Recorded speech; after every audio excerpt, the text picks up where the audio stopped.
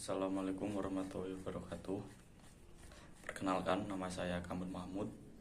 Pada kesempatan kali ini saya akan menjelaskan tentang pengelolaan limbah B3.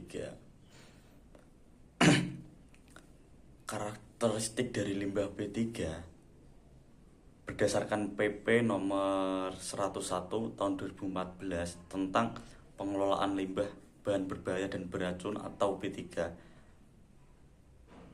yang diatur di pasal 5 itu adalah satu, karakteristiknya adalah mudah terbakar, terus yang kedua mudah meledak, terus yang ketiga bersifat reaktif, terus yang ketiga infeksius, yang keempat bersifat korosif, yang kelima mengandung racun.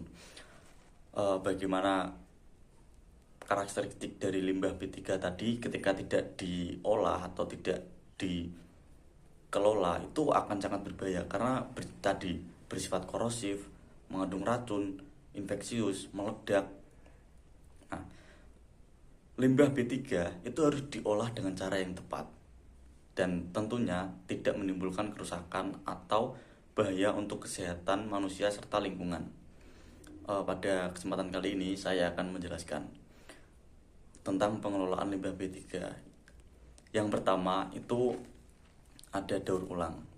Daur ulang limbah B3 itu dapat mengurangi kebutuhan akan bahan baku baru dan mengurangi dampak lingkungan dari pembuangan limbah. Limbah B3 yang dapat didaur ulang seperti baterai, kertas, plastik, logam yang dapat diproses kembali untuk menjadi produk yang dapat digunakan. Nah, apabila bahan-bahan yang saya sebutkan tadi itu tidak dikelola, maka akan menumpuk dan tentunya itu akan mempengaruhi sustainable dari alam tersendiri.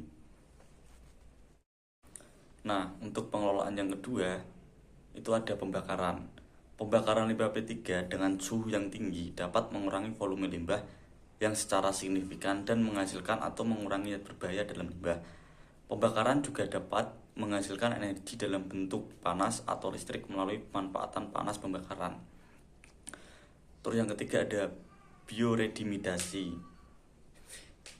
Bioremediasi menggunakan bakteri dan mikroorganisme lain untuk mendegradasi mengurai limbah B3.